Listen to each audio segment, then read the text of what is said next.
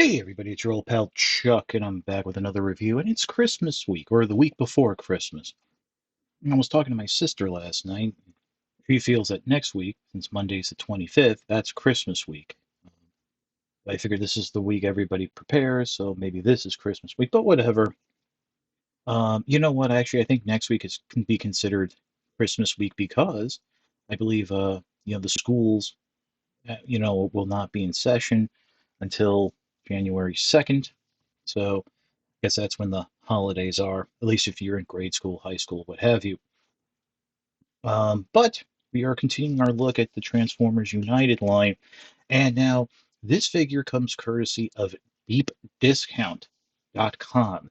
This is a store that I've done some business with in the past that they actually end up on occasion having these really great sales where you can get older stock figures, maybe some new, but at like deeper prices. We're talking about $50 figures going for like 15 bucks, 20 bucks.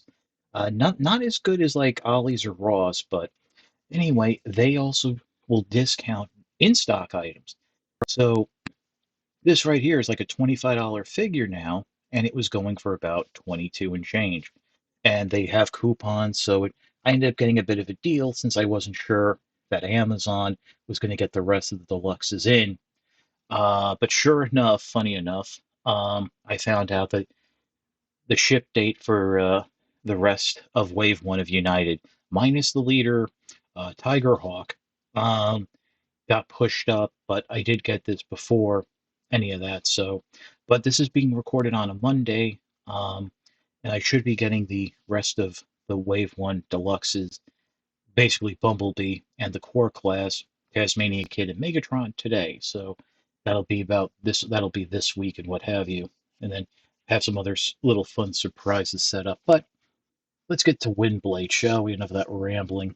Um, Let me just say right off the bat, since Windblade was first introduced in the Thrilling 30 line, and let's be honest, that whole thing was rigged.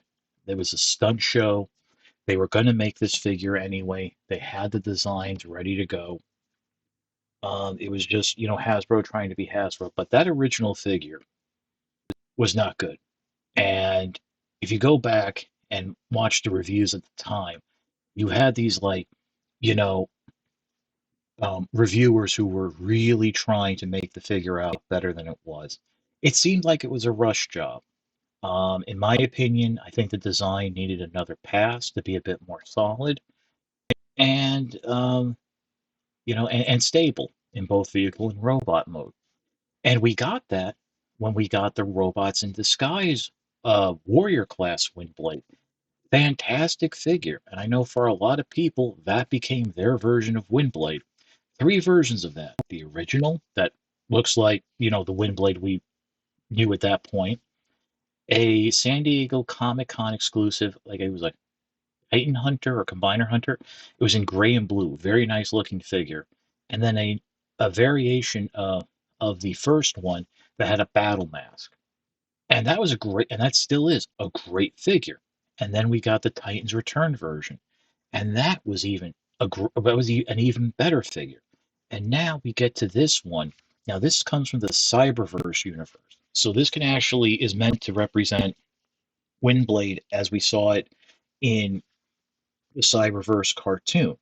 And it was a crime that we didn't get a deluxe version of the character at the time, since you know for like the first season, second season, Windblade was a major character. But this can also fit in with your Generations line. And in my opinion, this is the best version of Windblade that we've gotten. And I'm at a point right now, I don't see how they could improve it more while still keeping what I guess we can now call the traditional Windblade look, because it's going to be 10 years since this character was introduced.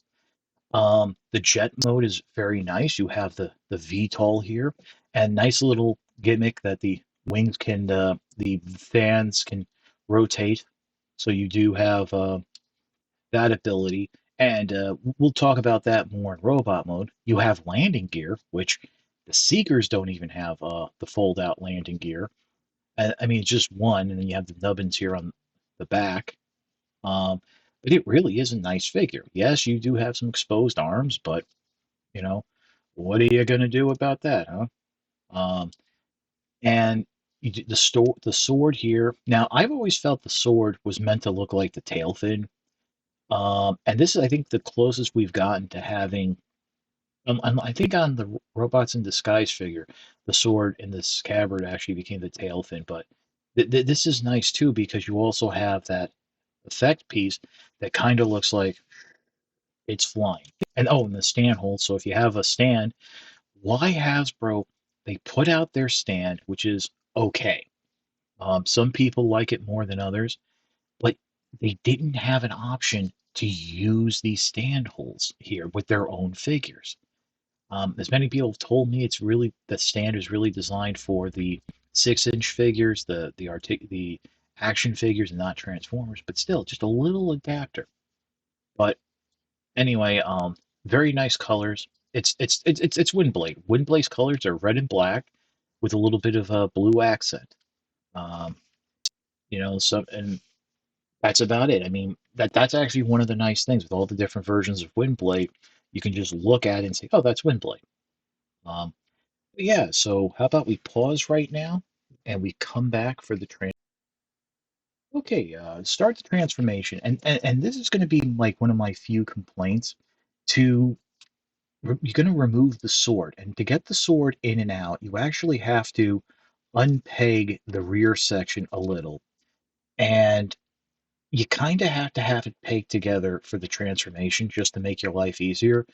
And it's kind of difficult to actually put the sword in before you peg it together. So you do end up having to unpeg it. So if it could just stuck in or something, maybe that would have been a little bit better.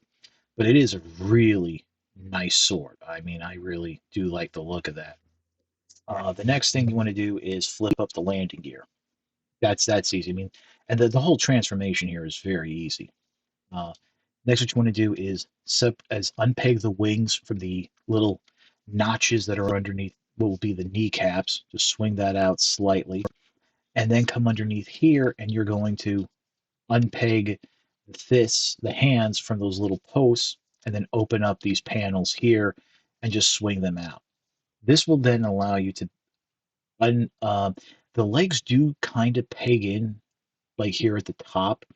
It's really the hands help hold it into place, but you're going to open it up like that and then pull it all the way down.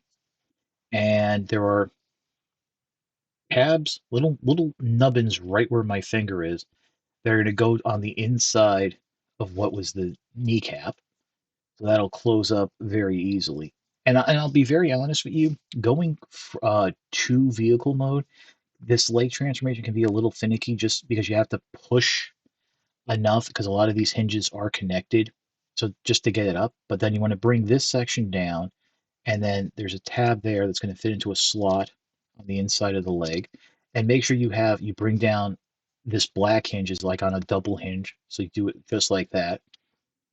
Next, what you can do is rotate the figure around at the waist, separate the legs, and you're going to rotate the fin back, and now it's connected to the foot. So that actually is going to form the heel spur of sorts, but it's very stable. I want to make that very clear that the foot is stable. And then you're going to fold these side fins down along the leg like so. And of course you do have ankle pivot, the full range of articulation there. Very nice, very well done. Next, what you want to do is come to the top here, and we're going to split the nose cone open, just like that, revealing the face. And lift up here. It actually pegs into place, and it's a double hinge. And when you're going into uh, vehicle mode, you actually want to make sure that this main section here is folded flat before you flip it up all the way, so that way you'll have the clearance to get around the head. So fold it down here, tab right there on my finger on the back. That's going to go into a slot right above the cockpit. Now, before you close everything up, you want to grab the tips of the nose cone and bring them in on an accordion hinge, just like so. That will make the back a little smaller. Close it up like this, and then flip up the tip of the nose cone. That's really cool, and I like it. And I scratch my head trying to figure out why people complain about the backpack saying it's huge. It's actually not that bad. My one regret is they couldn't figure out a way to put in like a 3 millimeter or 5 millimeter port so you can have like a blast effect coming out of the back, like that's a little booster. Finally, what you want to do is take the shoulder pads, and they actually will pop up, snap up ever so slightly, angle up the wings. Now, there's a peg on the inside of the wing that goes into like a tab, and on one of mine, it like likes to pop out. So you can also angle the wings back, just like so. For action poses, display, um, uh, dynamic type of stuff. And there you have Windblade in its robot mode. And I have to say, it's a fantastic looking figure. There's the head, the gold trim around the kabuki type face, the sword. You do have storage for it in robot mode. There's excuse me, there's pegs here in the side of the leg. Oh, and I should mention, it does look like the sword was clear plastic. The hilt was painted black, while the blade was done in a purple color. Just because these pegs here are clear, goes right into the hip right there. There you go. Um,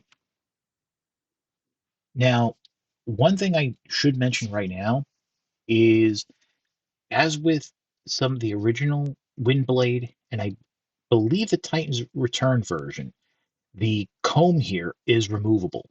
And oh boy, it's in there tight. Yeah, at least on my figure, it came packaged separate, and I actually got scared that I thought it was missing. It gets really, you can lose it in the tissue paper that these accessories come in. And oh boy, I cannot get this out. Oh, there we go. So it pops out like that, and you can just fit it in the hand. You have to play around to get the right angle that it won't slip out. But there you go. And apparently, like the comb is like maybe like a ninja star or something. I don't know. But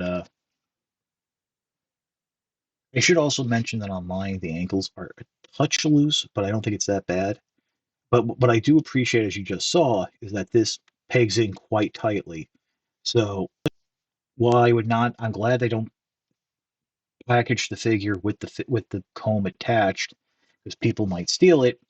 I'm not afraid about it falling out just for normal handle. And of course, let's get the sword in the hand, and that will just slide in. And what's nice is, while you don't have any type of wrist hinges or anything, you do have a swivel in the hand, so that does give you a little more room there. But universal joint at the shoulder, elbow bend. We saw the waist, we saw the head. You have swivels here at the hip. Nothing at the knee, I guess, due to the transformation. And of course, we talked about the ankle pivot. Oh, and nice little touch, as I mentioned, you can go ahead, flip these fans around. This actually, I believe, might be even called back to um, the Cyberverse toy and the gimmick where Windblade could send uh, tornadoes out of the fans, like a little bit of a tornado attack. In fact, the gimmick toy that they had in Cyberverse was like a tornado type attack. So yeah, it didn't even come with a sword, and that was the only wind blade we got.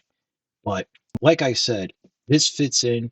It can fit in with your Cyberverse Deluxe figures, and if you want to check, you got Starscream, you got Shockwave. Right now in the Earthspark line. Those are the same figures. So see if you think Windblade fits in with those two. Personally, I think it does, but this can also be your Generations Windblade, which I think is very important. and I think is really cool. Uh, Fantastic figure. It took me a while to warm up to Windblade, to see past the stunt creation and all that. And I'm glad that we finally have a decent figure because I mean it was just I mean and we've had a decent figure for a while, but I think as I said at the beginning, best version of Windblade. So I think that's about it for the review. Why don't we pause and we'll come back with my final thoughts. There's really nothing much more I can say about Windblade. This is, again, a great figure, something I'm really happy with in terms of the transformation, the look of the figure, uh, the articulation, especially being a sword wielder. I think you can get some nice sword poses out of the figure. Um, Definitely, if you were on the fence about it, I def pick it up because right now, uh, I think this is the best figure, the best deluxe of Wave One of United. So I do hope you guys enjoy it. It is shipping now from Amazon. Uh, it's probably one of these situations where it's in stock, but it might have a later shipping date. That's just how it is. Hopefully, but you know how it is. They might actually ship it sooner, but I don't know if you'll be able to have it before Christmas. So there is that. So, um, and then deep discount, they do take, I mean, it's a little bit cheaper, but they do take a little longer to process. So that I would say you probably wouldn't get it before Christmas if it's even still in stock. Other than that, there's really nothing much more to say. Except, if you like this video, please like, comment, and subscribe. While I appreciate the views, the likes, comments, and subscriptions help to communicate to YouTube through their algorithms that my channel should be exalted and held upon high. If you want to make the ultimate sign of support, I do have a Patreon. It is www.patreon.com/chuckdog1999.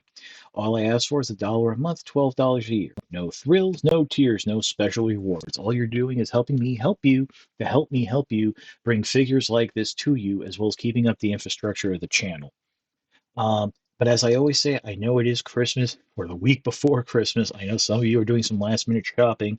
So if you can't swing, my Patreon, that's more than fine. You take care of your family. I'll still be here. But since it is the season of giving, if after Christmas you do find a little extra cash, hey, $12. There's worse ways you could spend it. But I always make a point of saying Patreon is just a cherry on top of an already generous Sunday, and that generous Sunday is you guys taking the time to watch videos like this. Thanks to you, these last 2 weeks have been the best weeks in terms of views for the year.